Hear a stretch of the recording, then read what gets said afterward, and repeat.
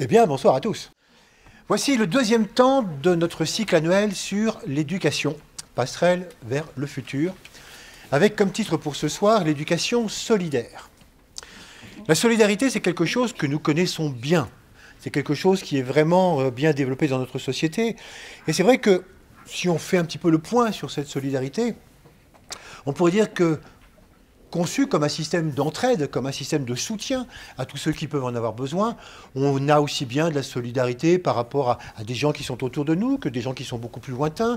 Solidarité par rapport donc à des gens qui sont victimes de catastrophes, donc dans le monde, un petit peu partout. Solidarité par rapport, par exemple, au Resto du Cœur ou par rapport à des choses comme ça. Donc il y a beaucoup d'associations, beaucoup d'ONG, beaucoup de mouvements et même des mouvements spontanés, tout simplement, d'individus qui répondent donc à ces actes de solidarité. La solidarité, elle est vraiment complètement en connexion, telle qu'on la conçoit comme ça, avec le mot fraternité. Et ça a été enseigné depuis très très longtemps par les religions, même sous un autre mot, la charité. Faire la charité avec les autres, s'occuper des autres, être en fraternité les uns avec les autres.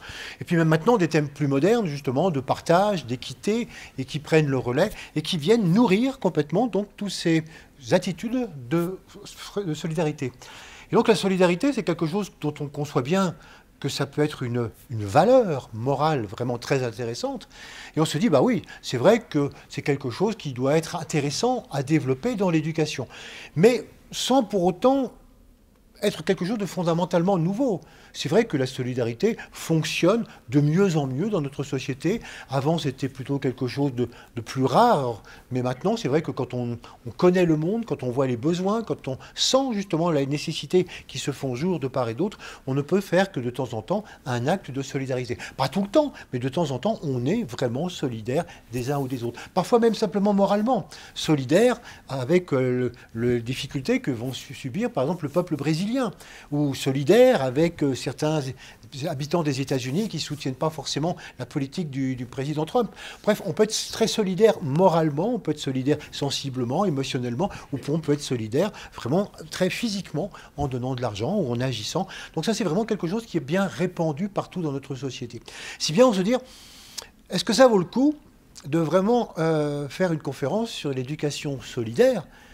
Certes, c'est quelque chose qui a besoin d'être développé un peu plus, peut-être au niveau des enfants, peut-être qu'enseigner justement cette solidarité, c'est peut-être important, mais est-ce que c'est vraiment quelque chose qui serait une passerelle vers le futur?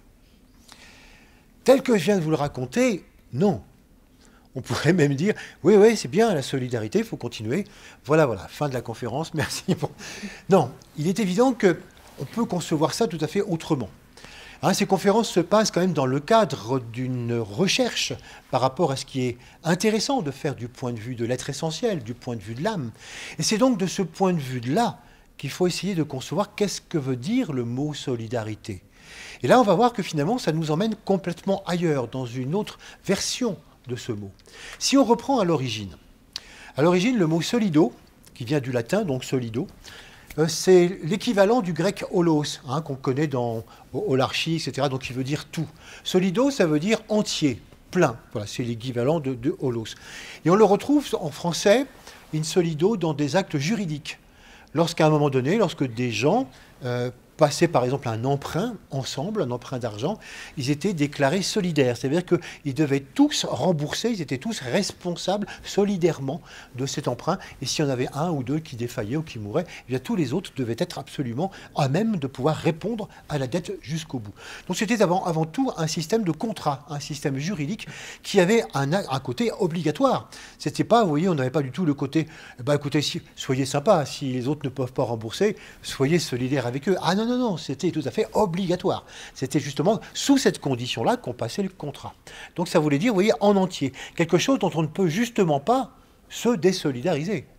Parce que justement, c'est quelque chose qui est contraignant.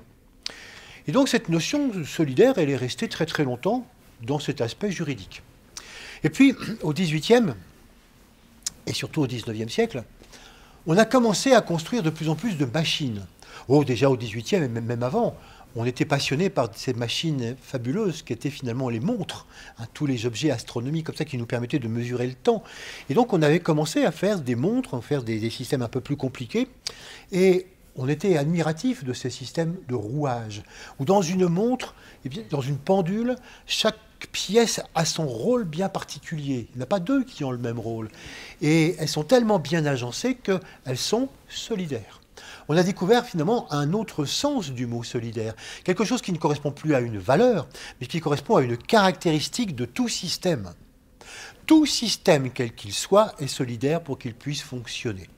Donc on a commencé par les montres, mais c'est vrai que ça s'est étendu. D'ailleurs, c'était une des comparaisons peut-être les plus importantes au XVIIIe siècle, au XIXe siècle, lorsqu'on aimait comparer finalement Dieu, ce grand architecte, à un constructeur de montres, à un constructeur d'horlogerie, en disant la mécanique céleste, on voit bien la mécanique céleste est absolument extraordinaire, tous ces rouages, toutes ces planètes qui tournent autour du Soleil, et les soleils, etc., autour d'eux. On avait vraiment une impression comme ça, là aussi, d'un système complètement solidaire, et ça nous apparaît finalement comme quelque chose inhérent à tout système. Et donc, les machines étaient solidaires, les systèmes étaient solidaires. Jusqu'à la toute fin du XIXe siècle, en effet, il a fallu attendre 1896 pour qu'un dénommé Léon Bourgeois, c'est quelqu'un qui est un peu connu, je vous en ai déjà parlé il y a 2 ans. Léon Bourgeois, c'est quelqu'un qui a été un responsable politique, un homme d'État français extraordinaire. Certainement un initié, quelqu'un qui ne faisait pas de vagues, etc., mais qui avait vraiment des idées fantastiques. Il a d'ailleurs été le premier président de la Société des Nations à Genève. C'est vous dire qu'il a même été nommé Premier ministre. Enfin, à l'époque, on appelait ça président du Conseil. Mais il n'a pas duré longtemps comme président des conseils. Il a duré 6 mois, tout simplement parce qu'il avait très vite des idées qui étaient insupportables. Du genre, son leitmotiv, l'individu isolé n'existe pas. Ce qui existe, c'est la société. Et la société existe parce que l'individu existe, et les individus ont des devoirs par rapport à la société. Et la société a des devoirs pour que chacun de ces rouages, chacun des individus, puisse véritablement vivre normalement. Et donc il proposait des systèmes aussi bien donc d'impôts sur le salaire. Ça n'existait pas avant, donc payer des impôts sur le salaire, de même que des systèmes de retraite. Mais ça, alors, vous voyez, donc, à l'époque, ça ne plaisait pas du tout. De retraite, etc., salaire, pic-pico encore. Et donc, c'est vrai qu'il n'a pas duré très très longtemps à la tête d'un gouvernement. Mais c'est vraiment quelqu'un qui, à cette époque-là, donc je vous disais, en 1896, a écrit un bouquin qui s'appelle « Solidarité ». Et dans lequel il disait, mais il serait peut-être important maintenant d'arriver à sentir que cette caractéristique de solidarité que nous attribuons donc aux appareils, aux montres, aux différentes machines, il faille maintenant arriver à les concevoir comme étant une caractéristique fondamentale aussi de la société. Et si finalement le processus de solidarité s'appliquait également à tout ce qui concerne l'humain. Nous, maintenant, presque, ça nous fait rire. On disait, bah oui, c'est normal, c'est la moindre des choses. Ah oui, oui, oui, mais en ce début du XXe siècle, ça ne passait absolument pas. Ça n'a absolument pas été entendu. Qu'on conçoive une solidarité des machines, oui, c'est certain que toute structure pour fonctionner doit avoir cette interdépendance de ces différentes pièces. Mais concevoir qu'il en soit ainsi par rapport à l'humanité, alors ça, c'était tout simplement inconcevable. Et donc ce monsieur, il s'est fait un petit peu blackbouler parce que, d'une part, par exemple, par les marxistes, qui trouvaient que ces thèses étaient véritablement beaucoup trop douces, donc c'était petit bourgeois, et puis d'autre part, par la droite libérale, qui trouvait que ça n'allait pas du tout. Alors, amener la société dans un système solidaire, c'était complètement renoncer à l'indépendance de chacun, à la nécessaire indépendance de chacun. Et donc c'est quelque chose qui n'a pas eu évidemment beaucoup de succès à l'époque, et pourtant qui a marqué les esprits, puisqu'on sait que ça a fini quand même par exister avec les années. Il est certainement mort avant que ça existe, mais voilà, c'est quelque chose qui a semé et qui s'est développé. C'est pour ça que ça fait partie souvent de ces hommes politiques méconnus, mais qui ont certainement fait beaucoup, beaucoup avancer les choses. Et là, on pourrait se demander, mais pourquoi est-ce que la solidarité, dont on voit que c'est évident par rapport à n'importe quel système, pourquoi est-ce que ça a eu tant de mal à investir finalement la société? Pourquoi ça ne marche pas? Et encore maintenant, on sent bien que, oui, on a des actes de solidarité, mais arriver à considérer la société elle-même comme un système solidaire en soi, non, parce qu'on a toujours les mêmes résistances. C'est dû à quoi? C'est dû tout simplement, et on va y revenir tout à l'heure, au développement de la conscience individuelle. Quand on est en conscience individuelle, on a justement besoin de se séparer de tout ce qui est l'ensemble, la masse, la globalité. On a besoin d'exister tout seul. Et donc, une idée qui nous remettrait dans un système dont on ne serait qu'un rouage, c'est tout simplement insupportable. Donc on ne peut pas faire ça. Donc, ce qui est resté finalement, et encore dans notre société actuellement, c'est que oui, il est effectivement intéressant d'avoir des actes de solidarité au moment où on le sent, au moment où on le décide, au moment où on est sympa. Mais quand il n'y a pas besoin d'actes de solidarité, je suis moi. Je suis mon propre système. Moi, je suis un système à moi tout seul. Voilà, et je m'occupe de moi. Si les autres ont besoin, je vais faire un effort. Mais ne nous remettez pas dans une systémique. Ne nous remettez pas dans un processus dans lequel on pourrait dire on est tous obligatoirement solidaires des uns des autres. Les machines, oui. L'humanité, non. Oui, ça c'est... Et on peut pas jeter la pierre. Hein. Ça fait partie des choses qui sont forcément importantes en conscience individuelle. Alors, on sent bien qu'on s'en sort progressivement. On s'en sort que plus on sort de cette conscience purement individuelle pour redécouvrir progressivement les autres. Alors on s'ouvre progressivement. Mais là, c'est toute l'histoire de la progression de la conscience humaine qui va aller très très loin. C'est-à-dire qu'on va commencer par s'ouvrir à des systèmes proches, qu'on va agrandir progressivement. Par exemple, le premier système solidaire, mais ça qui peut être ressenti depuis très très longtemps, quelquefois c'est la famille. Ah oui, ça dans la famille, c'est important. Ça veut dire qu'on est prêt à une solidarité obligatoire parce que c'est de la famille. Hein, vraiment, même dans les anciennes sociétés, c'était vraiment la seule solidarité qu'on pouvait avoir.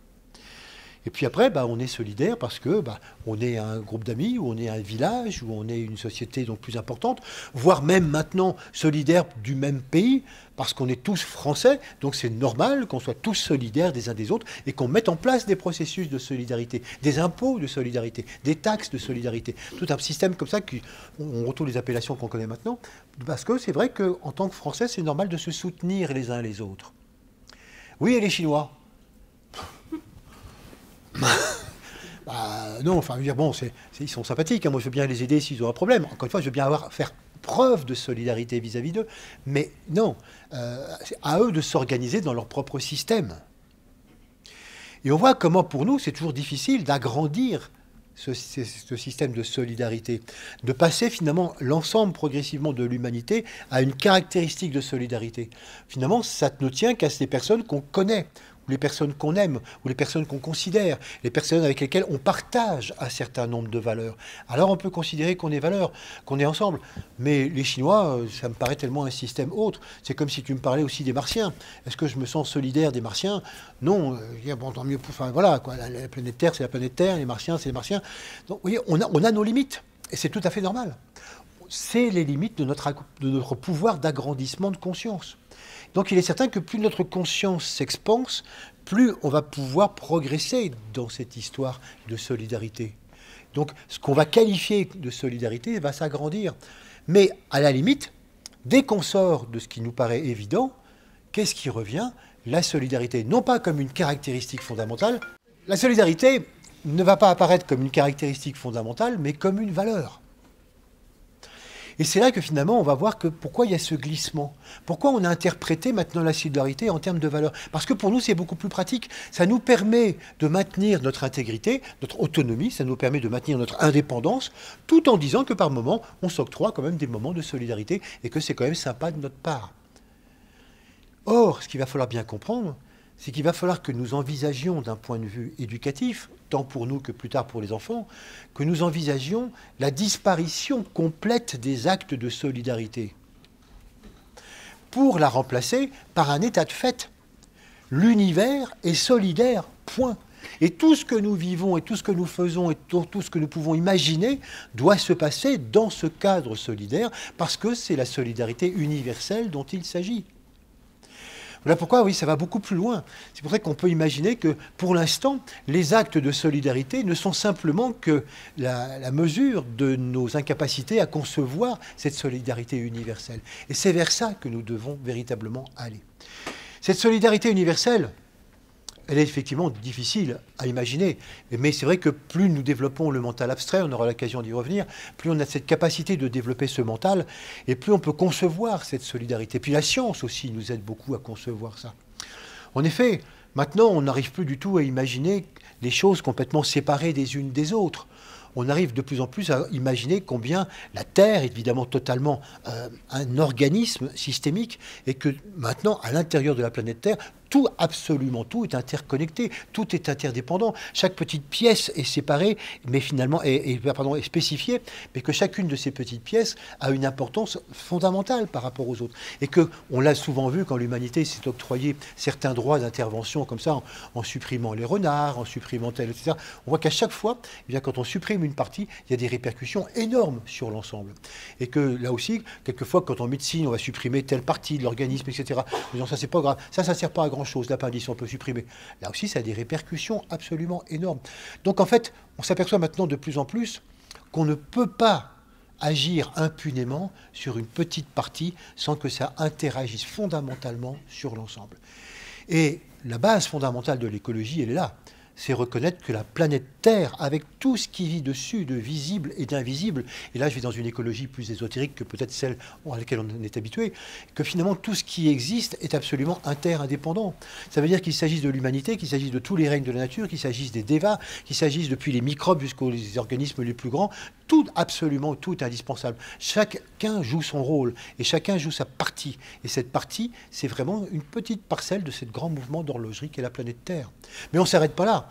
C'est sûr que pour nous, c'est déjà pas mal de s'arrêter à cette solidarité fondamentale caractéristique de la Terre, surtout si on la met en œuvre, cette solidarité, c'est déjà beaucoup. Mais c'est vrai que par notre mental abstrait, on peut imaginer que cette solidarité, elle existe du point de vue planétaire, avec le Soleil, et que le Soleil existe par rapport à tous les autres soleils de la galaxie, et que les galaxies interagissent les unes par rapport aux autres. Bref, on arrive à percevoir, donc avec notre mental, combien la solidarité est la caractéristique fondamentale de l'univers. C'est vraiment quelque chose qui doit nous frapper, parce qu'à partir de là, c'est sûr que si on réalise ça profondément en nous, on ne peut pas vivre comme si finalement on était chacun indépendant. Et c'est là où on voit combien l'autonomie et l'indépendance sont vraiment fâchés avec ce processus de solidarité en tant que caractéristique. Parce que ça ne va pas du tout. Ça nous remet dans un système dans lequel on dit « Et ma liberté ?» Dans ton système de solidarité, où elle est ma liberté? Oui, c'est sûr. C'est toujours la question qu'on se pose en tant qu'âme lorsqu'on réalise qu'on fait partie de cet ensemble. Que devient la liberté du petit moi? C'est sûr qu'elle est forcément très très limitée. Et ça, quand on est en construction du petit moi, c'est tout simplement insupportable. Donc on n'en veut pas. Qu'est-ce qui rend vraiment intéressant et compréhensible cette solidarité universelle? C'est le corps éthérique. Le corps éthérique, et la science le traite d'une autre manière, c'est vraiment quelque chose de tout à fait fondamental pour comprendre l'universalité solidaire. Le corps éthérique, vous en avez tous entendu parler, ce fameux corps d'énergie, qui est ce corps qui apparemment entoure l'humanité, mais qui, enfin l'humanité, le corps physique, et qui finalement interpénètre complètement aussi ce corps physique. C'est sur ce corps d'énergie que travaille l'homéopathie, que travaille l'ostéopathie, que travaillent donc par exemple tous les magnétiseurs, etc. Donc c'est sur ce corps d'énergie qui est vitalement la force et l'énergie de notre corps physique dense. C'est lui qui est vraiment notre animateur. Mais ce corps éthérique, on a tort de le voir simplement d'une manière individuelle. Sinon, une fois de plus, on va dire, mais est-ce que mon corps éthérique est en rapport avec le vôtre? Ne serait-ce que c'est mes proches voisins. On a 1,50 m qui nous sépare, est-ce que nos corps éthériques se touchent ou pas? Et c'est très important parce que finalement, c'est à partir de là qu'on peut dire, il y a solidarité ou il n'y a pas solidarité, ou c'est chacun pour soi, chacun son corps d'énergie. Mais quand on commence à réaliser comment ça fonctionne, ça va changer les choses. En fait, il faut se rendre compte qu'on prend qu'en faisant ça, en partant du petit moi, qu'on prend les choses à l'envers. En fait, ce corps éthérique que je suis, ce n'est qu'un élément, qu'un échantillon, qu'une partie du corps éthérique beaucoup plus vaste, par exemple, du groupe que nous formons tous ensemble, qui est un, qui est une partie du corps éthérique peut-être de ce bâtiment, de ce lieu, de cet espace, qui est une partie du corps éthérique de la région dans laquelle nous vivons, qui est une partie du corps éthérique, je vais aller plus vite parce que sinon on y est encore pour ce soir, qui est une partie du corps éthérique planétaire. Donc finalement, mon corps éthérique n'est qu'une parcelle qui baigne complètement dans le corps éthérique de la planète. Lequel corps éthérique de la planète baigne complètement dans le corps éthérique du système solaire, avec les autres planètes. Donc toutes les planètes se touchent par le biais de ce corps éthérique. Et les systèmes solaires, même s'ils sont éloignés les uns des autres, puisque le prochain système solaire est à peu près à 4 années-lumière, eh bien, le corps éthérique de ces deux systèmes solaires, pourtant, eux aussi, ils vont se toucher. Et même s'ils sont encore beaucoup plus éloignés par rapport à Sirius, 8 années-lumière, non, là, s'ils ne se touchent pas directement, seulement le corps éthérique de chaque étoile baigne complètement dans le corps éthérique de la galaxie dont nous faisons tous partie. 150 milliards d'étoiles. Et ces galaxies se touchent aussi par des corps éthériques de plus en plus vastes. Bref, au lieu de voir quelque chose de séparé, au lieu d'imaginer, comme quelquefois la science astronomique nous l'a dit, eh bien, le monde stellaire est un immense monde avec de vide absolument incroyable entre les planètes, entre les étoiles, entre les galaxies. Des milliers d'années-lumière de vide. On sait maintenant que ce n'est pas vrai du tout, qu'il n'y a pas de vide. Alors, la science l'explique autrement, par d'autres processus, par le plasma, par l'existence de courants électriques. Maintenant, les toutes dernières théories sont justement dire que l'univers est électrique et qu'il est complètement, constamment environné et parcouru d'énergie électrique. Ou bien on parle d'énergie sombre. Bref, il y a beaucoup de théories là-dessus parce que les scientifiques n'arrivent pas encore à bien démontrer ce qu'il en est. Mais une chose est sûre, le vide a vécu. Les espaces entre les mondes, ça a vécu. Nous nous touchons tous, bel et bien, constamment, par le biais de ce corps éthérique. Et ce serait très intéressant, même pour nous, d'arriver à visualiser ce corps éthérique. Si on réussit, et c'est vrai que de plus en plus d'enfants vont le réaliser. Ce n'est pas du tout une fonction spirituelle à avoir le corps éthérique. C'est une fonction simplement de notre œil physique qui devient de plus en plus subtil. Et de plus en plus de personnes, simplement, dans certaines situations, arrivent à voir un petit peu ce halo grisâtre qui entoure les gens, ou les arbres, ou les animaux, ou bien vraiment... Et donc on arrive à voir de plus en plus ça, et c'est vrai que les enfants vont développer de plus en plus cette capacité. Et du coup, ça va être impressionnant de percevoir tout ce qui se passe. Ça veut dire que si je fais un mouvement comme ça, apparemment ça ne vous a rien fait. Mais si vous visualisez le mouvement que j'ai fait, ça atteint les derniers rangs. Et c'est exactement comme s'il y avait, vous voyez, un courant d'air, ou comme s'il y avait simplement un tel mouvement dans l'eau. Ça fait une onde. Si mon onde elle est bienfaillante, tout va bien. Si j'ai fait ça accompagné, je ne vais pas le faire, par de la colère, eh bien cette colère, elle va atteindre les gens au bout de la salle, et même plus loin. Et ces gens au bout de la salle eux-mêmes, eh ben, ils vont faire quelque chose. Ils vont dire, tiens, pourquoi est-ce que je ne suis pas bien? J'ai aucune raison, mais moi je ne suis pas bien. Et vous, à leur tour, ils relaient l'énergie qui va toucher d'autres, qui va toucher d'autres, qui va toucher d'autres. Et il n'y a aucune raison que ça s'arrête. Parce que le corps éthérique, comme je viens de vous le montrer, c'est un système de poupées russes dans lequel eh bien, on est tous dans un corps éthérique de plus en plus vaste, et finalement ça finit par toucher tout. D'où finalement, oui, cette fameuse parole d'un poète anglais, qui cueille une fleur détourne une étoile. Ça peut paraître bizarre, hein, exagéré, mais si on regarde bien le processus du corps éthérique, c'est ça. Qui cueille une fleur détourne une étoile. Parce qu'on arrive véritablement à avoir des conséquences sur tout. Évidemment, c'est pas aussi important que d'arriver à détourner une étoile, mais si on arrivait à visualiser cela, si on arrivait à comprendre ce qui se passe, on se rendrait un petit peu mieux compte que oui, nous ne sommes pas séparés, nous sommes un ensemble solidaire. Et qu'on ne peut pas échapper à cette solidarité universelle. Et que depuis les galaxies, les étoiles, les planètes jusqu'à chez nous, eh bien, tout cela se tient et tout ça est un seul et même organisme. La physique quantique dit la même chose. On en reparlera un petit peu tout à l'heure avec des expériences qui montrent que finalement, dans certaines affirmations de la physique quantique, on dit mais finalement nous sommes dans un univers où tout se touche en permanence. Ils le disent pas avec le corps éthérique, avec d'autres expériences, mais ça revient au même. Et puis ça a été notre thème de l'année dernière. Vous vous souvenez? Nous sommes des énergies. Manipulées par des énergies et cherchant à manipuler des énergies. Et oui, et ces énergies, elles sont infinies, ces énergies, elles ne sont pas limitées, puisqu'elles voyagent tout le long du corps éthérique.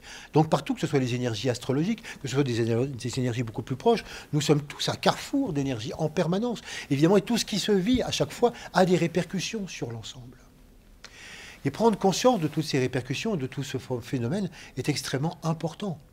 Voilà pourquoi, vous voyez, la solidarité, quand on va par là, elle cesse complètement d'être une attitude sympathique pour devenir l'état de fait fondamental de l'univers tel qu'il est. Et si même nous, on a du mal à concevoir les aspects universels, parce que ça nous échappe peut-être un petit peu, c'est trop loin. Si déjà on peut voir celui de la Terre, alors là c'est vraiment déjà extraordinairement important. La Terre comme un organisme fondamental et donc éminemment solidaire. Et on va essayer d'explorer un petit peu un certain nombre de choses du point de vue justement de cette solidarité, d'essayer de voir qu'est-ce que ça comporte, qu'est-ce que ça veut dire.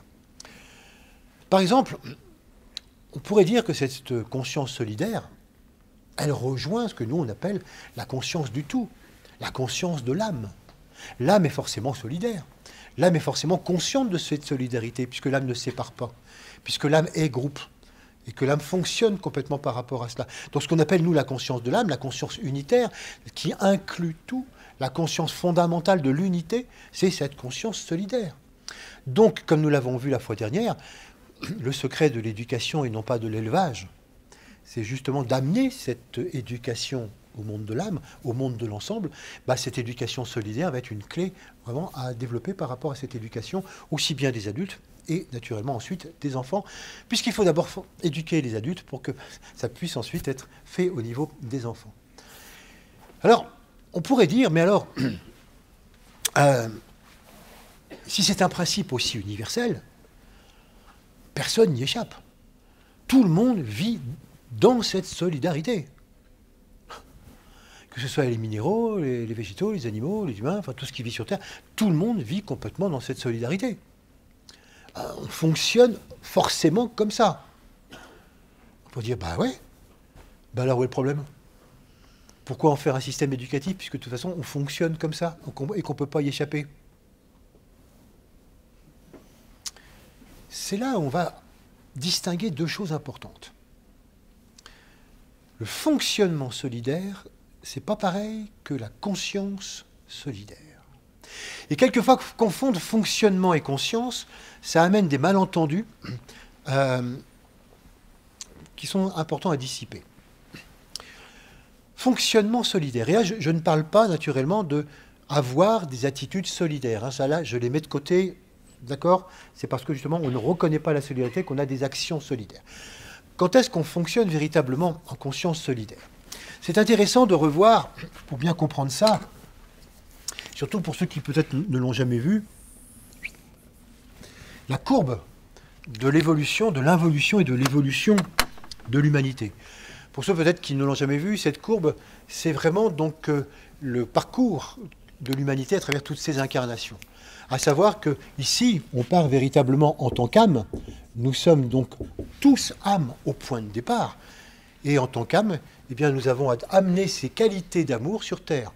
Et pour amener ces qualités sur Terre, on va passer des centaines et des centaines et des centaines et des centaines de vies à s'individualiser, à fabriquer un outil qu'on appelle la personnalité, à devenir, bref, un rouage particulier et spécifique de ce grand système solidaire. Un système performant. C'est ce qu'on appelle la personnalité. C'est ce qu'on appelle donc le moi, l'affirmation du moi ici. Naturellement, plus on va descendre, plus on va perdre complètement le processus collectif qui est une évidence ici. Et ici, on va trouver quelque chose qui est remarquablement individuel. C'est ce que je vous décrivais tout à l'heure. Là, un système solidaire, pas question, moi. Et puis, plus on va remonter, plus on va évoluer, et plus on va remonter vers la fin de l'histoire donc concernant la planète Terre, à savoir qu'on aura réussi à amener l'amour sur Terre, et c'est là où on retrouve véritablement dans le collectif. On pourrait donc dire qu'on pourrait diviser presque cette courbe en deux points. On pourrait dire que quand on est vraiment ici, en haut, la solidarité est une espèce d'évidence. On est groupe, on est collectif, on sait très bien que ça fonctionne ensemble. Par contre, en dessous, il y a un grand moment où on est beaucoup plus donc, dans le séparé. Bon, c'est vrai que j'ai mis ma courbe un peu haut. Voilà, parce que, voilà, il faudrait même se mettre comme ça. Pour montrer combien, finalement, le moment où on va passer dans le séparé, c'est juste un petit moment de l'histoire humaine, mais qui aura effectivement beaucoup de conséquences. À travers ça, on pourrait dire, pour mon propos, raconter un peu l'histoire de la solidarité à travers trois états de conscience. C'est ce que l'on trouve actuellement sur la planète. Il y a d'abord des gens qui sont encore, ici par exemple, c'est ce qu'on pourrait appeler les peuples premiers. Les peuples premiers, ce sont des gens qui vivent encore complètement en fonctionnement solidaire.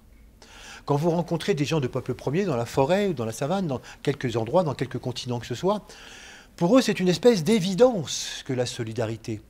Ils se disent complètement, alors en union avec la nature, en union avec les animaux, les végétaux, en union avec le vent, en union avec le soleil, en union avec la forêt, en union avec tout, en union avec les dévas. Les chamans s'occupent justement de mettre constamment en relation tout ça. Et donc pour eux, tout ça, c'est un tout.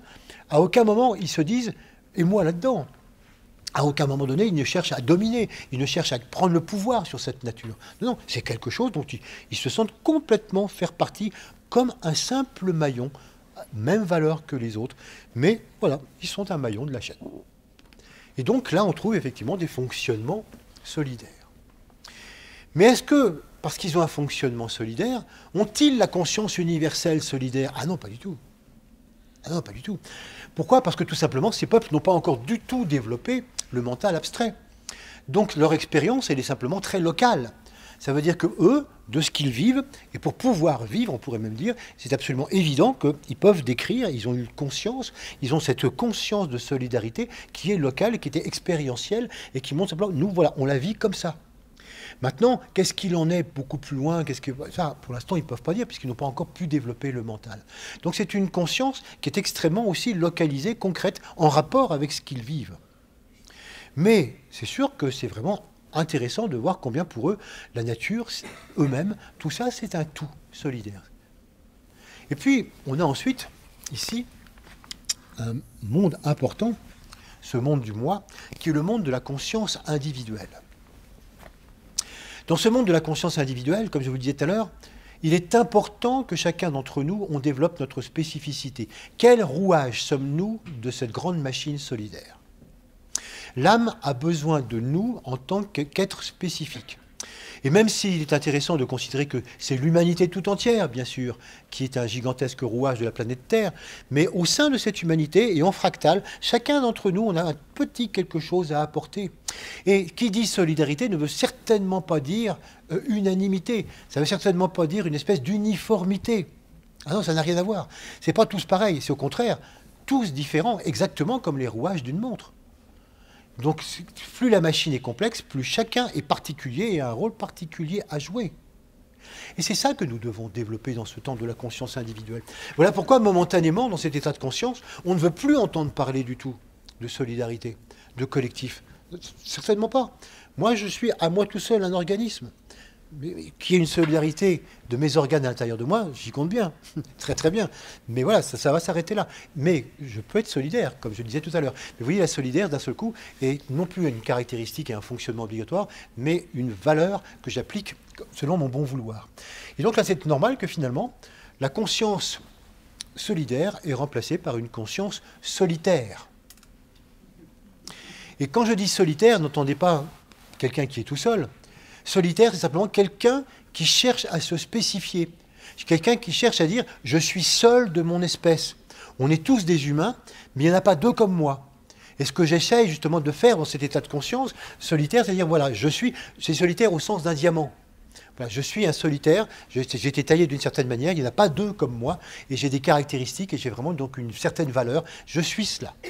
Et c'est vraiment important, donc, vous voyez, d'arriver dans ce moment-là à pouvoir définir ça. Mais donc, qui dit solitaire n'est pas du tout solidaire. On est vraiment très très loin. On est même complètement aux antipodes.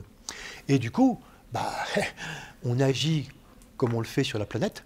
On agit d'une manière souvent désastreuse sur la planète parce qu'on ne se rend pas compte, on ne veut pas savoir, parce que ça ne nous arrange pas, que c'est un système solidaire. Et donc, on change les pièces, on en supprime, on en fait d'autres, etc., au détriment de tout. Et vous connaissez donc tous les inconvénients et tous les désastres que ça a donc sur notre planète.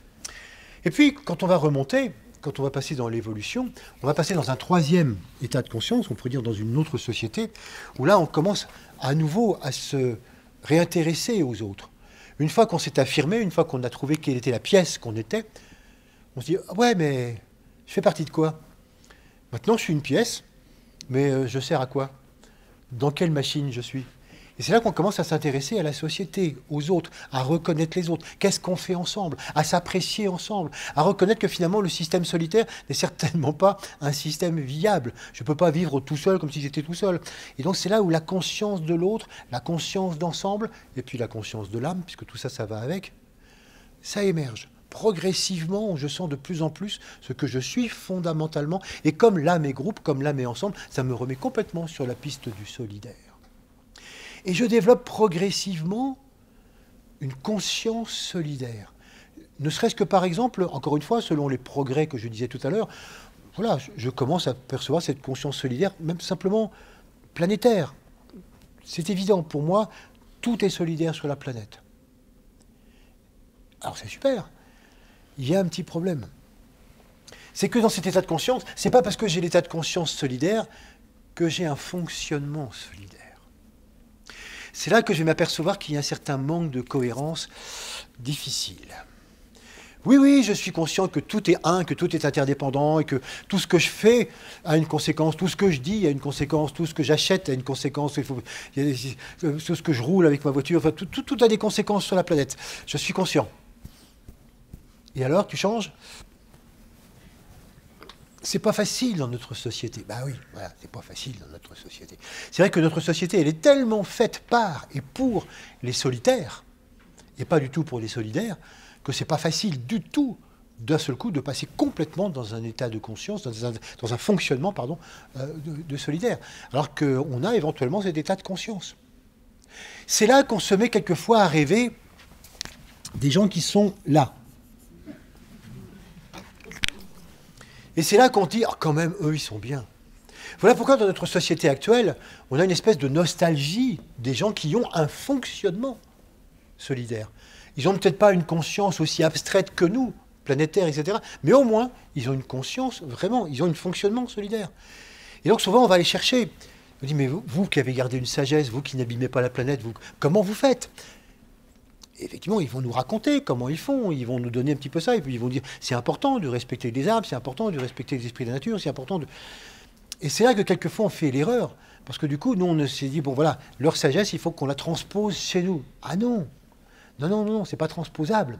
Ça, c'est eux, ils ont un fonctionnement solidaire, automatique, lié donc à leur vécu depuis très très longtemps, mais lié à leur conscience solidaire, locale, momentanée, sur place. Nous, on ne peut pas transmettre ça. Nous, il faut qu'on retrouve un fonctionnement solidaire en entrant de plus en plus dans la conscience. C'est parce qu'on va être de plus en plus dans cette conscience solidaire que progressivement, l'incohérence momentanée que nous avons eh bien, va faire place progressivement à une cohérence. C'est là que les choses vont changer. Mais on ne peut pas du tout faire demi-tour. Et on ne peut pas dire non plus, comme dans le film La Belle Verte, arrête ton tout. Redevenons comme eux. Ah ben non, parce que on sait très bien que chaque fois qu'on revient en arrière, c'est comme si on revenait en arrière dans l'histoire de l'humanité. On ne peut pas régresser dans l'histoire de la conscience. On est passé par ce stade, c'est sûr qu'on était dans cette solidarité, qu'on l'a complètement perdue, mais qu'on doit la retrouver autrement, avec un autre état de conscience, avec un état de conscience qui va beaucoup plus loin, avec justement ce que je vous ai décrit tout à l'heure, l'état de conscience, solidarité universelle. Et pas simplement local, momentané et dépendant simplement d'action. Si je fais ça, je suis solidaire. Si je fais ça, je suis solidaire. Ce que quelquefois, vous voyez, on pourrait reprocher à certaines applications écologiques, où des gens se contentent quelquefois de faire certains actes écologiques ou certaines choses solidaires en disant « du coup, je suis solidaire ». Non, j'ai un fonctionnement en solidarité, mais j'ai peut-être pas la clé fondamentale. Or, ce qu'il nous faut trouver maintenant, nous, c'est justement la clé de conscience. Quelle est la clé conscience? Qu'est-ce qui amène ce fonctionnement? Qu'est-ce qui fait qu'il faut que nous retrouvions en tant qu'être, en tant qu'âme, il faut que nous retrouvions ce qui est à l'origine de tout cela? C'est quoi cette solidarité universelle? Et c'est ça que nous devons développer.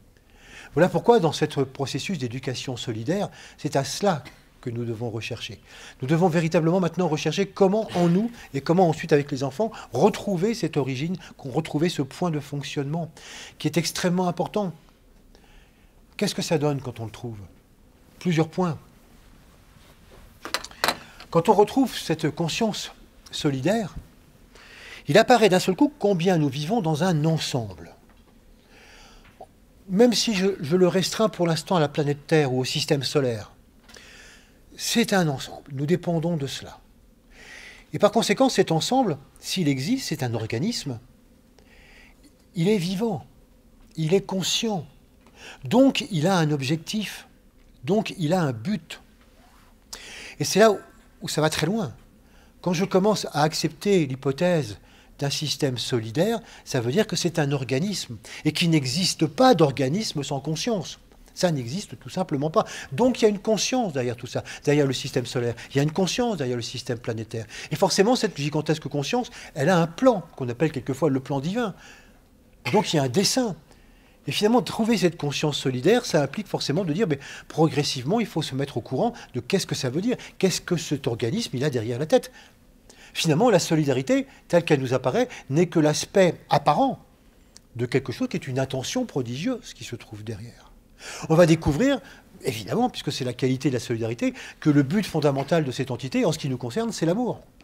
Et que l'amour est la qualité fondamentale qui doit être mise en place dans ce processus. Ça tombe bien, solidarité et amour, c'est vraiment deux choses qui vont ensemble. Et puis on va découvrir aussi, c'est pas rien, le rôle de l'humanité. Comme je vous le disais, nous sommes venus ici, donc en tant qu'âme, pour amener justement cet amour sur Terre, quand on aura construit cette personnalité. Donc on n'est pas venu là par hasard, on ne s'est pas développé par hasard. Tout ça, ça fait partie de l'histoire de cette grande entité. Donc on est complètement solidaire de cette histoire. On ne peut à aucun moment s'en désolidariser. On fait partie de ça. Et puis du coup, en tant qu'humanité, si on comprend notre rôle, on arrive aussi peut-être progressivement à comprendre, et moi, petite brique dans cet ensemble, petit rouage dans cet ensemble, qu'est-ce que j'amène? Et même si c'est extraordinairement modeste, dans toute machine, il y a toujours des petites pièces qui ont l'air de rien, mais si elles cassent, c'est foutu. Hein, vous souvenez-vous de cet accident de chemin de fer terrible il y a quelques temps? Il y avait simplement un petit boulon qui avait cassé, seulement pas de peau, c'était un aiguillage, pas de peau au moment où le train passe, pas de peau au moment où il rentre en gare, pouf, et des dizaines de morts. Donc souvent, oui, c'est important de voir qu'on n'a pas l'air important comme ça, mais tout est important dans un système solidaire. Et donc on peut découvrir finalement tout cela. Ça se résume qu'en disant quel est le sens. Et ça, pour nous-mêmes, dans une société actuellement où on s'interroge souvent sur le sens que ça a, si on s'interroge en disant mais est-ce qu'on n'est pas en train de retourner en arrière? Est-ce qu'on n'est pas en train de voir comment tous ces pays qui retournent un petit peu dans la fermeture, dans tous ces gens, dans tous ces peuples, etc., qui ont l'air de ne plus vouloir être dans l'amour, mais au contraire dans le séparatisme, est-ce qu'on n'a pas tendance un petit peu à refaire un retour en arrière là? Pas se dire non, tout ça, ça a un sens. En comprenant les deux acceptions du mot sens, ça veut dire que ça a une signification et il y a une direction. Et cette direction fait qu'on ne revient jamais en arrière. Mais que momentanément, il y a toujours il y a des moments, des passages pour et des moments contre. Parce qu'il y a toujours, l'évolution ne se fait jamais comme ça en ligne droite. Il y a toujours des actions suivies de réactions. Et à nouveau des actions qui nous amènent plus loin, et souvent réactions. L'humanité avance comme ça. 2 pas en avant, 1 pas en arrière. 2 pas en avant, 1 pas en arrière. Mais de toute façon, on avance. Donc il ne faut pas s'affoler. Et si on comprend justement qu'on est complètement solidarité de ce grand processus et de ce sens, mais ça donne finalement quelque chose de fantastique. Là, on commence à comprendre véritablement l'histoire de cette humanité, l'histoire de ce plan. Et c'est vrai que pour les enfants, donner un sens, et un sens global, et un sens solidaire, dans lequel même eux comptent, et qu'on compte sur eux pour apporter leur petite pièce, c'est vraiment quelque chose d'extrêmement important. La deuxième chose qu'amène cette conscience de solidarité universelle, c'est quelque chose sur lequel je n'ai pas encore beaucoup insisté. J'ai beaucoup insisté sur une solidarité qu'on pourrait appeler horizontale. Les organismes entre eux, les structures entre elles, un système comme ça de poupée russe, un système d'interpénétration, d'interdépendance. Mais il y a un système qui est fondamental aussi dans la solidarité, c'est le système vertical. La solidarité fondamentale qui existe entre l'esprit et la matière, entre le monde de l'âme et le monde de la forme, entre le monde du subjectif et le monde de l'objectif. Ça, c'est quelque chose qui est absolument fondamental et que souvent, on passe un peu sous silence. Quand on imagine justement souvent la solidarité, on oublie un petit peu cette solidarité-là. Et pourtant, elle fait partie complètement à part entière de cette solidarité universelle. Par exemple, la solidarité entre l'âme et la personnalité, j'en ai dit 2 mots tout à l'heure, c'est vrai qu'elle existe. C'est vrai que quand on passe dans ce moment-là, dans ce passage de conscience individuelle, on l'oublie complètement. La personnalité se développe pour elle-même. Mais lorsqu'elle retrouve finalement ce sens-là, quand elle s'interroge sur la solidarité et le sens de tout cela, elle retrouve cette solidarité qui est depuis le début, puisque c'est l'âme qui a créé la personnalité. C'est vraiment quelque chose qui existe. Et puis nous découvrions finalement la solidarité qui existe à tous les niveaux. Donc entre ce que nous sommes fondamentalement et puis ce que nous acceptons d'être. Entre ce que nous pensons et puis ce que nous faisons. Vous connaissez toute cette phrase, faites ce que je dis, pas ce que je fais. Quelquefois, il y a forcément des formes d'incohérence. Ou bien entre notre conception immense de la solidarité et puis souvent nos sautes d'humeur, nos difficultés, au quotidien. Et donc se rendre compte que finalement, là aussi, tout se tient et qu'on ne peut pas se permettre finalement de séparer quoi que ce soit. Et quelquefois, c'est pas facile. C'est vrai que même pour nous, quand on a tendance quelquefois à pas être bien et à avoir de mauvaise humeur et puis à avoir d'un point, on dit mais est-ce que tu te rends compte de ce que tu relargues dans l'atmosphère autour de toi? Est-ce que tu te rends compte que ton corps éthérique, par le biais du corps éthérique global, tout ça tu le partages allègrement? Oui, m'est égal, oui, mais la solidarité, oui, zut. Il y a des tas de moments, vous voyez, où comme moi, la solidarité... Bon. C'est ça qui est difficile, c'est de comprendre que de toute façon, on n'y échappe pas à n'importe quel moment. Quand on est tout à fait dans la radiance joyeuse, tout va bien. C'est vrai que quand on a des moments plus difficiles, c'est vrai que ça partage tout autant. Et c'est ça qu'il faut arriver à comprendre, la solidarité. Et aussi comprendre que ça peut nous atteindre.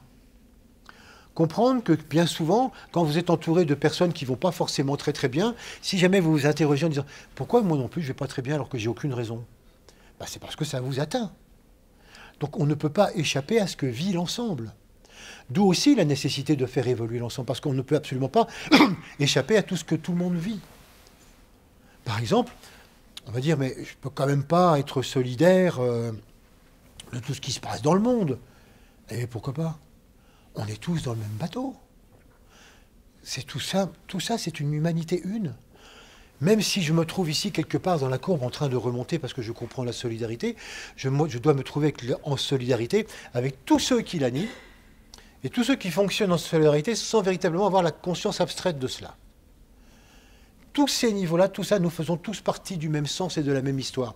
Et sans pour autant cautionner certaines personnes qui effectivement donc détruisent par le côté solitaire, le côté solidaire, mais on fait quand même partie de l'ensemble et on est forcément solidaires. Il faut faire en sorte qu'on avance tous ensemble et qu'on prenne en compte tous ensemble. Il ne s'agit pas de mettre qui que ce soit de côté. Ça, je ne veux pas le savoir. Ça, c'est une honte. Tous solidaires. Mais vous voyez, ça ne veut pas dire cautionner. Hein, j'insiste encore une fois. Ça ne veut pas dire soutenir. Mais on ne peut pas se séparer. Exemple que j'ai cité aussi quelquefois dans d'autres conférences. Comment on a une certaine tendance actuellement, par exemple, à complètement désolidariser l'évolution du climat et le psychisme humain. On dit, mais ça n'a aucun rapport. Le climat, c'est uniquement la pollution. Non, ça joue, mais déjà la pollution, c'est une évolution du psychisme humain, problème de désir, mais il y a plein d'autres choses. C'est que finalement, nous avons une influence énorme sur le climat. Et est-ce qu'on peut se désolidariser de Xi Jinping, Donald Trump non, certainement pas. Ils font partie justement de personnes qui, pour l'instant, jouent le côté solitaire. Et ceci dit, ils sont extraordinairement responsables de l'organisme qui est le leur. C'est les États-Unis d'abord, ou c'est la Chine d'abord. C'est un état de conscience dont on ne peut absolument pas se désolidariser. Et les difficultés que nous avons en Europe, même si on n'a pas un tel être comme ça donc à la tête, c'est exactement du même ordre. Donc ce que nous vivons avec les difficultés européennes, ou ce que vit en Chine, ou ce que vit les États-Unis, c'est peut-être la même histoire, à savoir fondamentalement une difficulté qu'a l'humanité à réaliser et à passer que nous sommes tous solidaires dans cette histoire d'évolution. Et qu'à un moment donné, les égoïsmes personnels, il va falloir les ranger de côté. Non, il y a des côtés qui disent, non. On va résister à cela parce que nous, on n'en veut pas. C'est nous d'abord. Bon, c'est pas grave. C'est difficile à passer, mais de toute façon, le mouvement est absolument inarrêtable. La solidarité ne peut pas être arrêtée simplement par des petits aléas de l'histoire tout à fait momentanés. D'autant plus que si nous, on le comprend et qu'on est tout à fait solidaire de ce qui se passe, on amène les gens à avancer de plus en plus vers là-bas. Donc vous voyez, c'est intéressant d'arriver à voir que finalement, quoi qu'on regarde, et souvent dans notre quotidien, on dit « non, mais ça n'a aucun rapport ». Mais rien ne peut avoir aucun rapport. Tout a un rapport avec tout. Et rien que ça, si on y réfléchit, c'est tout à fait impressionnant. Et on comprend pourquoi, quand on a la conscience solidaire universelle, c'est très difficile d'en avoir le fonctionnement. Parce que ça paraît tellement quelque chose qui remet en question tous nos fonctionnements solitaires. Et oui. Mais progressivement, on y arrive. Progressivement, on va s'éduquer de plus en plus donc, à ce processus solidaire et ça va avancer. Quels sont les moyens qui vont nous permettre donc de s'éduquer à cela? On va voir 3 moyens fondamentaux. C'est plus des titres d'ailleurs que des grands titres de paragraphes que nous allons développer dans les mois qui viennent. On aura l'occasion d'y revenir parce que ce sont des sujets immenses. Le premier élément fondamental qui nous éduque à cette solidarité universelle, c'est la sensibilité. On pourrait dire que la sensibilité, c'est vraiment le moyen de communication universelle. C'est ce qui permet que tout communique avec tout, ne serait-ce que sur le champ du corps éthérique. C'est pour ça que souvent, être sensible au champ éthérique est déjà une première tout à fait intéressante. Être sensible aux énergies, être sensible à ce qui se passe, aux énergies d'un lieu, aux énergies des êtres, etc. Se rendre de plus en plus sensible à ça. Il y a eu récemment des études et des livres célèbres qui sont sortis pour montrer l'extraordinaire sensibilité entre les plantes. On connaît celle entre les animaux, on connaît celle aussi au niveau du minéral. Bref, on s'aperçoit que finalement la sensibilité est absolument partout. Que nous, notre sensibilité au niveau astrologique, on en a parlé le mois dernier, ou simplement ça montre aussi l'extraordinaire sensibilité des planètes entre elles, ou des étoiles entre elles. Et donc la sensibilité, c'est la capacité de capter l'état vibratoire de tout l'environnement et de tout ce qui vient. Ça, c'est vraiment énorme comme système. Et tout est sensible, mais pas émotionnel. Je m'explique. Vous connaissez certainement cette expérience. Une des premières expériences qui a été faite sur la sensibilité des plantes. Ça date déjà de plusieurs dizaines d'années. Dans une pièce, on a mis une plante avec des capteurs, une machine qui capte les vibrations de la plante. Elle est dans cette pièce, toute seule, aucune vibration spéciale, tout va bien. L'expérience qui est mise au point, c'est tout simplement de demander à 10 personnes d'entrer chacune leur tour dans la pièce où se trouve la plante. Et là se trouve une corbeille avec des papiers. Ils en tiraient un au hasard. Ils lisent ce qu'il y a sur le papier. Et pour 9 d'entre eux, c'est indiqué, vous remettez le papier à côté de la corbeille et vous sortez dans l'autre pièce. C'est tout. Il y en a une personne donc, qui va tirer le papier différent sur lequel il est écrit. À côté de la corbeille, il y a une aiguille. Vous prenez cette aiguille, vous allez vers la plante, vous prenez une feuille et vous la percez de quelques trous. Vous remettez l'aiguille et vous sortez. Personne, même les expérimentateurs, ne sait qui a fait ça, puisque les gens entre eux ne parlent pas. Et puis donc, deuxième temps de l'expérience, on redemande ensuite aux personnes, à nouveau, d'entrer un par un, donc dans la pièce, face à la plante. Et au moment où la personne qui a piqué la plante entre dans la pièce, l'appareil montre les tressaillements de la plante. Bref, il s'est passé un échange sensible. La plante a senti l'individu et certainement réciproquement. Pourquoi est-ce qu'on y met toujours des interprétations quelquefois un petit peu bizarres, anthropomorphiques? Quand vous lisez cette expérience, parfois on traduit « La plante a reconnu son agresseur. La plante a eu peur d'avoir mal, et s'y remettait ça. La plante dit « Ouh là là, alors voilà encore lui. » Donc la plante peut-être... Bref, toutes les interprétations, vous voyez que nous, on prête tout simplement aux plantes. Et c'est ça souvent qui est le défaut, c'est que dès qu'on est en présence d'expériences sensibles, on ne peut pas s'empêcher d'y mettre une interprétation émotionnelle à notre sauce. Or non. Simplement, la plante, effectivement, et l'individu ont interagi. C'est peut-être même pas forcément la plante. Peut-être parce que la personne qui rentre à nouveau dans la pièce, elle a un contact avec cette plante. Elle reconnaît cette plante qu'elle a piquée. Donc forcément, elle rayonne quelque chose. Elle n'est pas neutre. Et donc, il y a quelque chose qui se passe. Donc tout ce qu'on peut dire de cette expérience, c'est qu'il y a échange sensible entre les deux. Pas plus. Et je ne sais pas si ça a été fait, mais je n'ai pas trouvé. Mais peut-être que tout simplement, si la personne, au lieu de piquer la plante, s'était simplement approchée d'une feuille et l'avait touchée ou caressée, certainement que l'effet aurait été exactement le même. Le fait de piquer n'aurait certainement tout à fait anecdotique. Qu'est-ce que ça prouve? Ça prouve simplement, à un niveau beaucoup plus grand, une expérience de physique quantique qui est restée célèbre, et qui fait que quand on va appairer, quand on va mettre ensemble deux particules, et qu'on leur donne un système de rotation, et qu'ensuite on envoie ces deux particules dans deux directions différentes, très très très loin l'une de l'autre. Et qu'à distance, on réussit à faire varier le sens de rotation d'une particule. Instantanément, je ne dis pas à la vitesse de la lumière, instantanément, l'autre particule change son sens de rotation.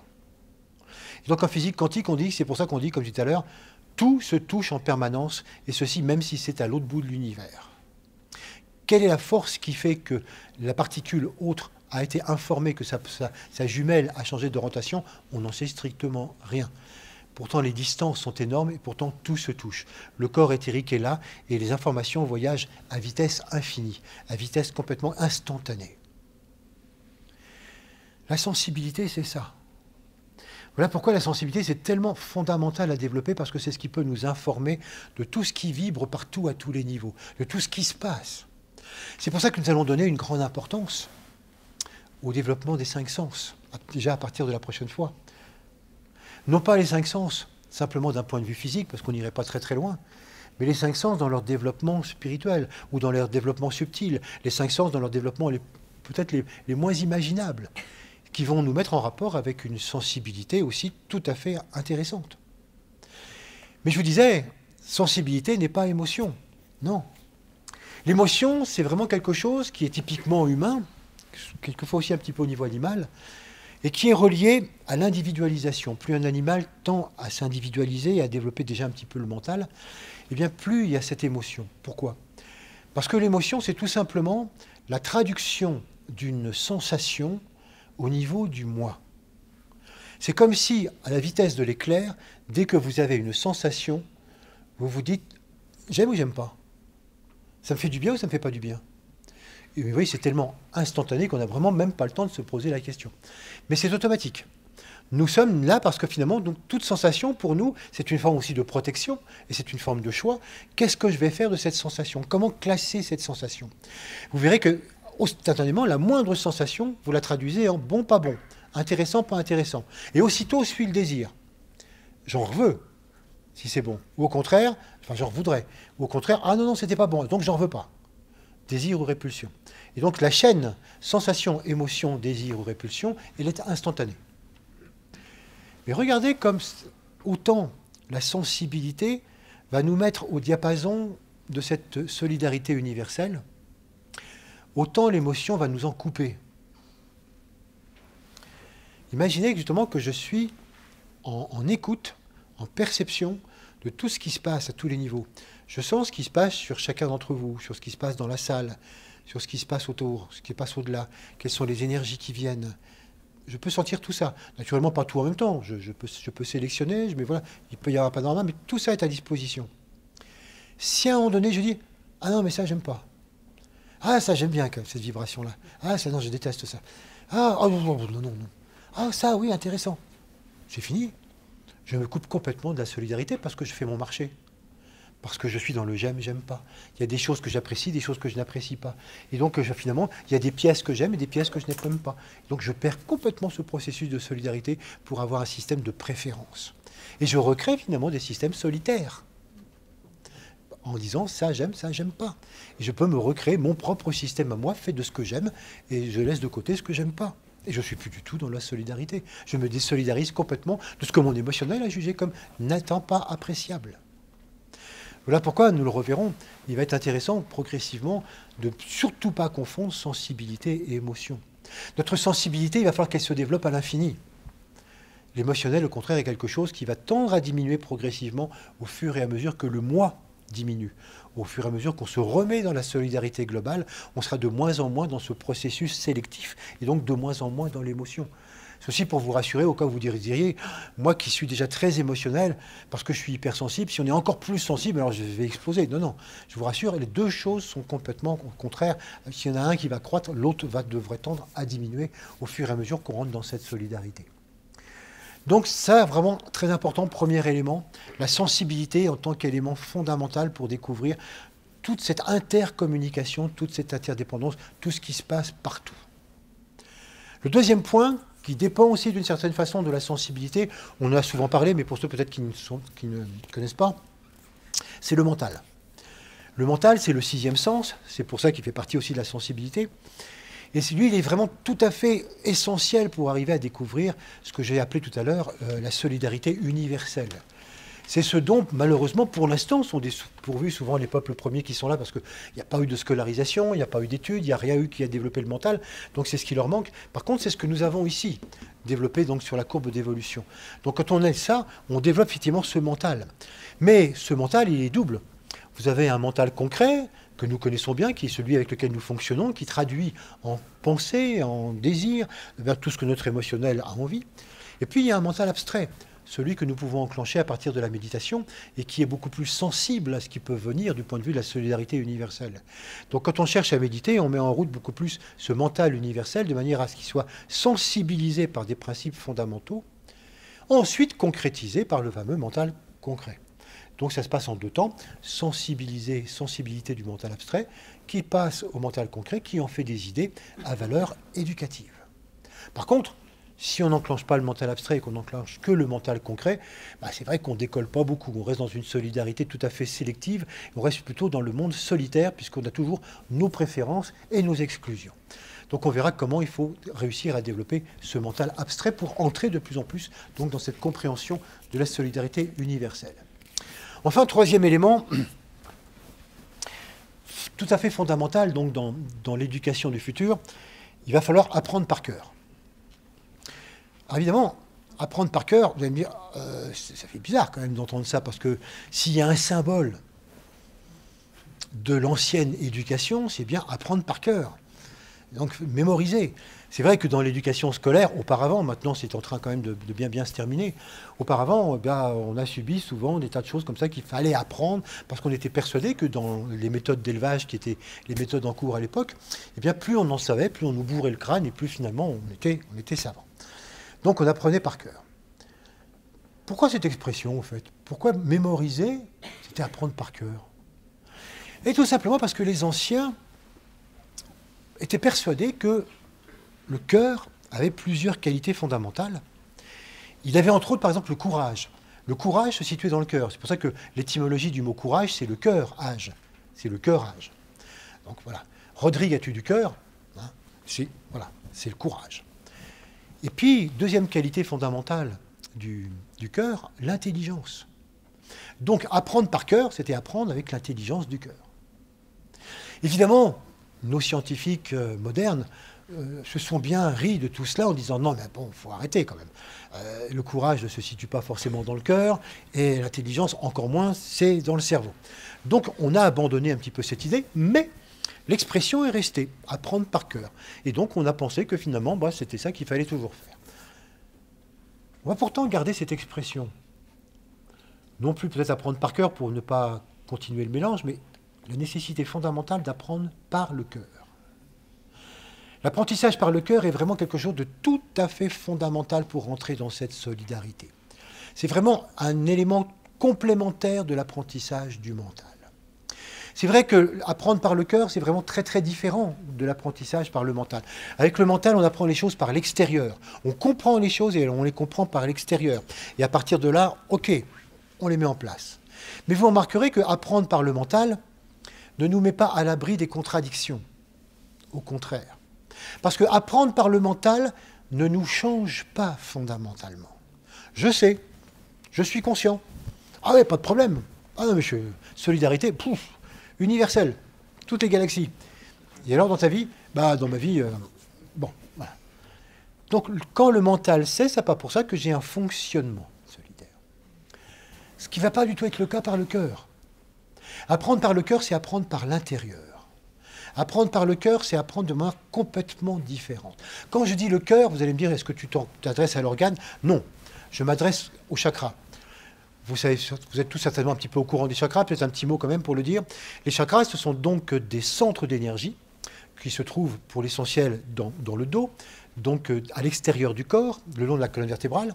Et ce sont des centres d'énergie qui s'éveillent progressivement au fur et à mesure que nous avons l'état de conscience qui leur correspond. Le seul moyen d'éveiller un chakra, c'est de vivre l'état de conscience qui lui correspond. Alors il s'éveille, il tourne, et comme une dynamo, plus il tourne vite, plus il développe un rayonnement de qualité, donc qui nous permet de rayonner cette qualité dans la vie. Pour l'instant, ce qui correspond au solitaire, c'est le chakra dit du plexus solaire. Alors le chakra du plexus solaire, lui, il est bien éveillé donc dans cette société. Pas encore beaucoup dans celle-ci, hein, dans la société donc de conscience de dépendance, mais dans la conscience indépendance, ah oui, ça il fonctionne à fond, très bien, et il développe un plein rayonnement du moi solitaire. Et puis, plus on va aller dans cette notion de cœur, d'apprentissage du cœur, plus on va apprendre à développer le chakra du cœur. Parce que bizarrement, c'est le chakra le moins éveillé de toute l'humanité. Tous les chakras sont un petit peu plus éveillés que ce chakra du cœur. On pourrait dire même celui coronal, ce chakra qui est en rapport avec l'âme, il ne doit quand même pas beaucoup être éveillé. Non, c'est vrai, mais un peu plus que le cœur. Parce que beaucoup de mystiques, beaucoup de personnes qui ont travaillé dans des religions ont déjà essayé de travailler un petit peu ce contact avec Dieu ou avec l'âme, et donc quelque peu éveillé ce centre coronal. Mais pas forcément le chakra du cœur. On peut avoir un contact avec l'âme sans forcément avoir totalement éveillé le chakra du cœur. C'est un paradoxe, hein. Pourquoi? Tout simplement parce que le chakra du cœur n'a strictement rien, mais alors rien à voir avec l'affectif, contrairement à ce qu'on emploie dans nos vocabulaires courants. Mais rien à voir. Il ne réagit absolument pas à l'affectif. Vous pensez, si le chakra du cœur réagissait à l'affectif, ce serait le chakra le plus développé de tout notre être. Ah, celui-là, il tournerait comme un vrai ventilateur, là, vraiment, pas de problème. Bon, le problème, c'est qu'il n'a rien à voir avec l'affectif, et par conséquent, on a beau être passionné, on a beau être amoureux, on a beau être... Ah, le chakra du cœur, il roupille. La seule chose qui l'éveille, c'est la solidarité. La seule chose qui va l'éveiller, c'est la conscience du tout. C'est la conscience globale. Plus je pense, plus je perçois, plus je sens, plus j'agis en conscience globale, plus le chakra du cœur s'éveille. Il en est donc maintenant, à l'heure actuelle, on commence à éveiller justement cette fonction du tout, on commence progressivement à s'éveiller. Ce qui va nous amener progressivement à un rayonnement d'amour-sagesse, de rayon 2. Ce qui est particulièrement important dans ce mois du Verseau, où Jupiter, rayon 2, est la planète fondamentale. Et donc, l'éveil du cœur, c'est vraiment quelque chose qui se fait maintenant progressivement. C'est pour ça que toutes les expressions dans lesquelles entre le cœur, vous pouvez les supprimer. Hein, souvent, c'est une personne vraiment, c'est une personne de cœur, c'est extraordinaire, pour dire que c'est quelqu'un qui fait des actes de solidarité. C'est une personne qui a un grand cœur. Non, c'est quelqu'un qui a un grand plexus. Mais qui est très sympa, hein. C'est quelqu'un qui est sympa et qui fait des actes de solidarité. C'est quelqu'un qui a la main sur le cœur, oui, qui a la main sur le plexus. Ah, mon amour, mon cœur, non, mon plexus. Non, c'est moins romantique. Bref, toutes les expressions dans lesquelles vous pouvez trouver comme ça le cœur, faut les remplacer souvent par le plexus solaire, parce que c'est tout simplement ce moi qui est là. C'est pas encore en conscience d'ensemble. D'où la question qu'on se pose toujours, comment dit-on je t'aime à sa femme ou à son mari en conscience de cœur? C'est toujours une question restée sans réponse. On va dire, ça se vit, ça se dit pas. Et ça se vit par solidarité. Ça veut dire qu'effectivement, on est vraiment dans un amour solidaire, qu'on en est beaucoup moins dans le besoin de spécifier, c'est toi personnellement que j'aime et pas les autres, enfin, moins les autres. Non, c'est se rendre compte qu'on fait tous partie de quelque chose qui se vit ensemble.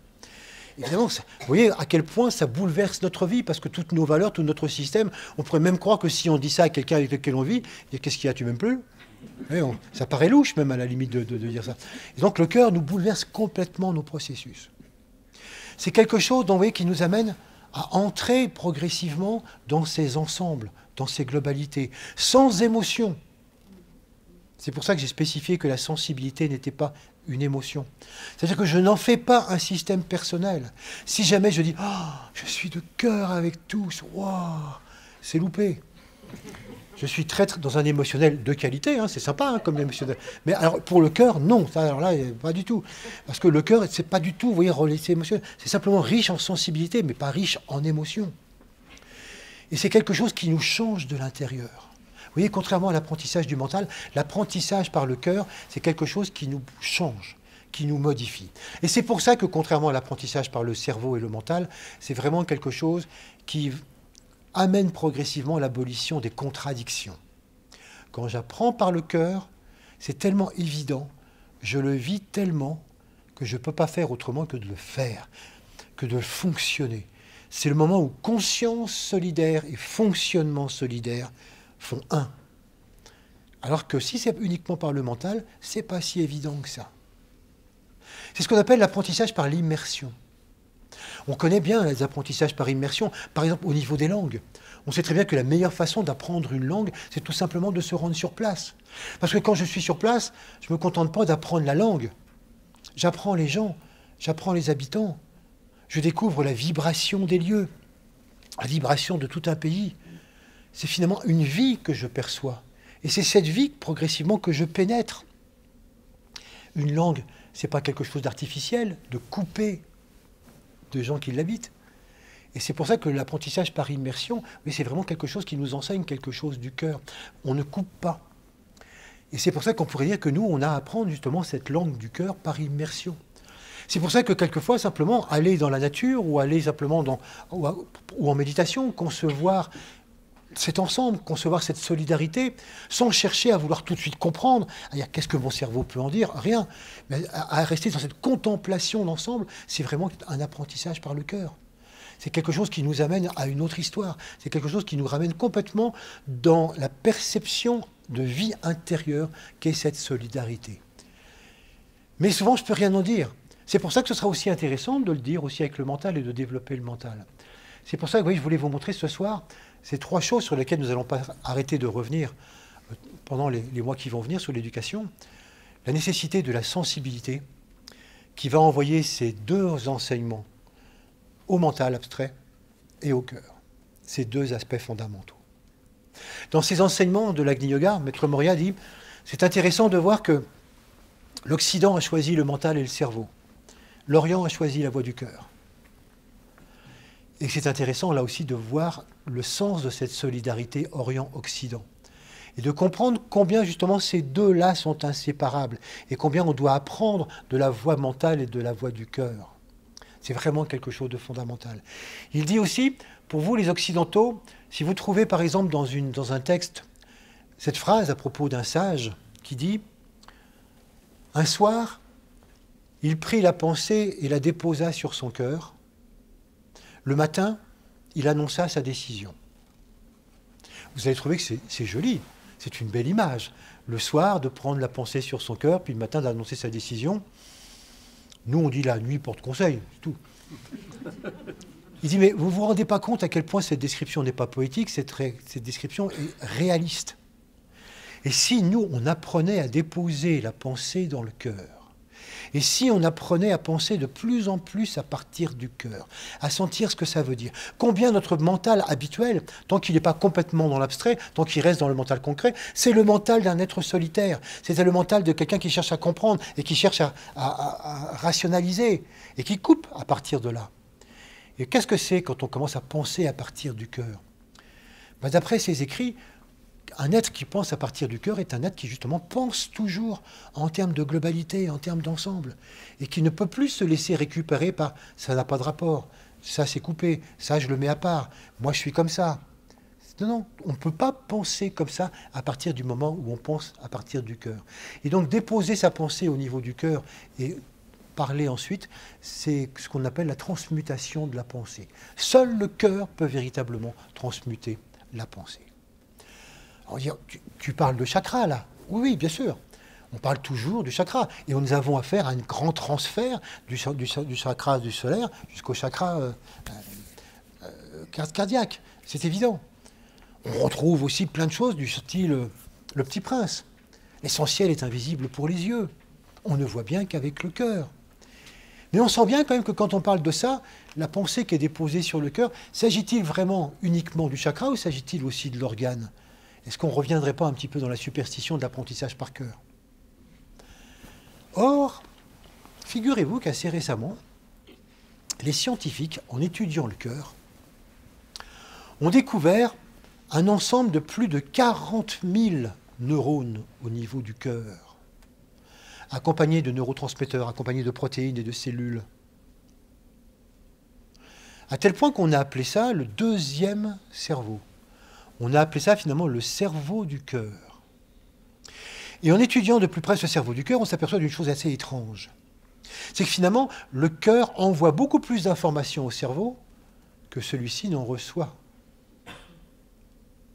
Alors qu'on s'attendrait que le cœur reçoive toutes ces informations continuellement du cerveau. Et même que le cœur puisse prendre dans certains états, et certainement pour certains individus qui ont développé ce cerveau du cœur, peut prendre toutes sortes de décisions et mettre en place toutes sortes de pensées sans même en informer le cerveau, sans que ça passe par le cerveau. Et là, vous voyez, on trouve quelque chose d'assez étrange. C'est comme si d'un seul coup, la réalité rejoint la fiction. Et que les anciens, quand ils parlaient d'apprendre par cœur, c'était peut-être pas aussi bête. On ne sait pas comment ils le savaient, c'était peut-être pas scientifique, ils n'avaient peut-être pas découvert les neurones, mais peut-être savaient-ils effectivement, c'est de cette sagesse antique, qu'on peut penser effectivement avec le cœur. Et vous savez qu'on a découvert un troisième cerveau dans les intestins, et donc c'est vrai que du coup, le système se complique et se complexifie, et c'est tout à fait passionnant de découvrir qu'effectivement, oui, c'est vrai qu'on peut apprendre par cœur, on peut parler par cœur, on peut penser par cœur, et que c'est non seulement l'histoire du chakra du cœur, mais que ça a aussi une incidence sur le cœur lui-même, et que tout ça, c'est vraiment donc notre capacité à évoluer qui est en rapport avec tout ça. Voilà ce que je voulais vous montrer ce soir par rapport à cette éducation. Vous voyez, comme pour nous, c'est vraiment important de découvrir combien la solidarité doit progressivement cesser d'être une intention de bonne volonté, mais être véritablement reconnue comme le fonctionnement universel de l'univers. Et comme tel, se rendre compte que c'est à nous d'entrer de plus en plus dans cette solidarité jusqu'à ce que toute notre vie fonctionne de cette manière-là. Et que par rapport à cela, nous avons véritablement à développer notre sensibilité à tout ce qui nous entoure, parce que si nous ne le faisons pas, nous restons avec nos sens assez grossiers, donc on ne se perçoit pas du tout la solidarité, ne serait-ce que parce qu'on ne perçoit pas du tout le champ éthérique et tout ce qu'il réunit. Qu'il faut développer le mental pour mieux comprendre de quoi il s'agit, et puis qu'il nous faut complètement développer ce centre du cœur et ce chakra du cœur, avec lequel on va pouvoir comprendre des choses d'une manière totalement nouvelle et tout à fait autre. Et ça, c'est vraiment quelque chose qui est important pour nous, de manière à ce qu'on puisse le rayonner ensuite vis-à-vis des enfants. Et c'est vrai qu'on le disait la fois dernière, les enfants qui ont souvent ce qu'on appelle des problèmes sont des enfants qui sont en perte de sens, des âmes avancées, des âmes qui se demandent mais qu'est-ce qu'on est venu faire ici? On est dans une famille ou quelquefois on est dans une éducation scolaire qui ne nous donne pas le sens. Pourtant, on sent bien qu'on est dans un organisme global. On sent bien que tout ça, ça a un sens. Mais personne ne nous en parle. Et on voudrait qu'on s'intéressait à ça. C'est pas possible. Donc il faut que nous-mêmes, nous avancions de plus en plus dans ce processus-là pour pouvoir donc en faire profiter tous et avancer tous ensemble dans ce sens. Je vous propose de méditer là-dessus.